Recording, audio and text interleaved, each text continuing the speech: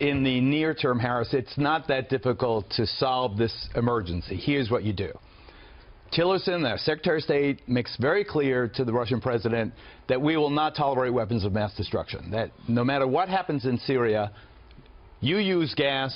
That's our red line. We've now established that very firmly. President Obama did not. President Trump has very clearly.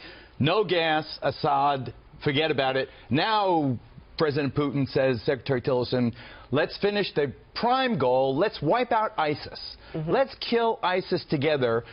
Let this be our mini summit conclusion. No gas and kill ISIS as a priority. Right, not many, but many. I think that's very naive. And I say that with respect. I think that's terribly naive. The idea that you could trust Putin after he has aided and abetted this for years, for a very long time, given money, resources, bombing hospitals in Aleppo. This is someone you think America should be bedfellows with in the fight against ISIS, and you think we can trust them to do that and have America's core interest at heart.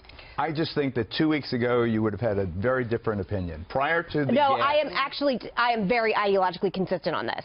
Well, I think that you cannot uproot the Shiite government of Syria and replace it with a Sunni government. Yeah. That's what we did in Iraq. It spelled disaster, thousands of American dead, $1 trillion American taxpayer dollars spent. You're jumping from A to B. We're talking about a no-fly zone, possibly. We're talking about sending in aid. But what you just said right now is that American public should be convinced that we can consider Russia and Vladimir Putin, who is bombing hospitals in Aleppo, an ally to the United States of America. I think that is painfully naive. I see ISIS bombing civilians everywhere. We have to have joint crusade to rid the world of ISIS.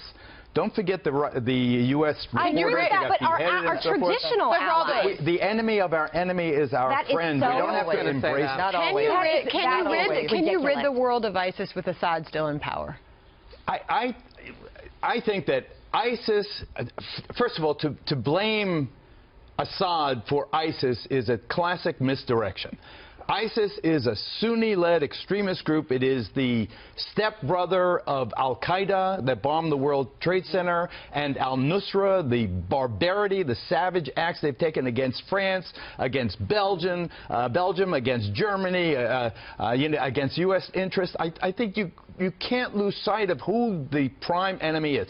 Assad is a monster. Assad is, but he's not my monster. I want to step in here though and separate out Meghan's questions, because I think she was trying to make two different points here, and correct me if I'm wrong. I heard you, Meghan, saying on the one hand, can we, be bedfellows, if you will, politically, geopolitically, with the Russians? And the answer is, well, we've done it in the past. We've jumped into the trenches with people who were our enemies to knock out another enemy in the past. But then your next question is a good one.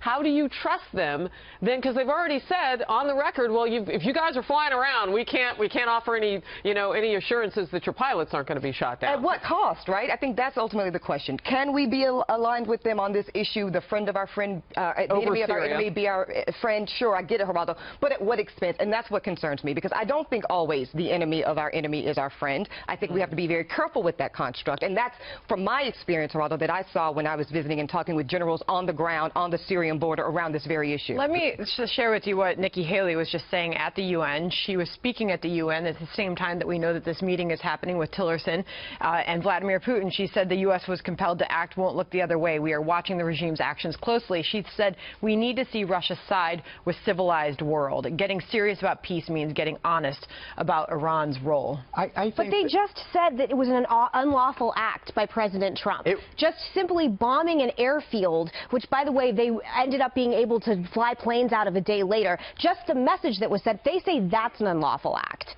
I think the only way you prevent getting sucked into this thing and bleeding America is to say there's two principles we stand for. Number one, no weapons of mass destruction. If you use gas again, we're going to hit you and hit you hard, and maybe we're even going to assassinate you. That's it. That's against Assad. There's a red line, and we enforce it. The other one is ISIS is our enemy. Kill ISIS. If you have just those 2 points, it's not Tillerson's job to create a Syria for the future or to nation build for the United States. Trump doesn't want to do that. The American people, Megan, you decided the survey, they don't want to do it either. So let's stick to these two things now. But what you are saying is that we should team up with Vladimir Putin, which I think is not only naive but actually impossible. He's saying that it was an unlawful attack by President Trump finally enforcing this red line. This is someone who has been committed in every conceivable way of aiding and abetting this genocide that has gone on in Aleppo, bombing hospitals with children. So the idea that you can sell that to the American public, I don't think it's plausible.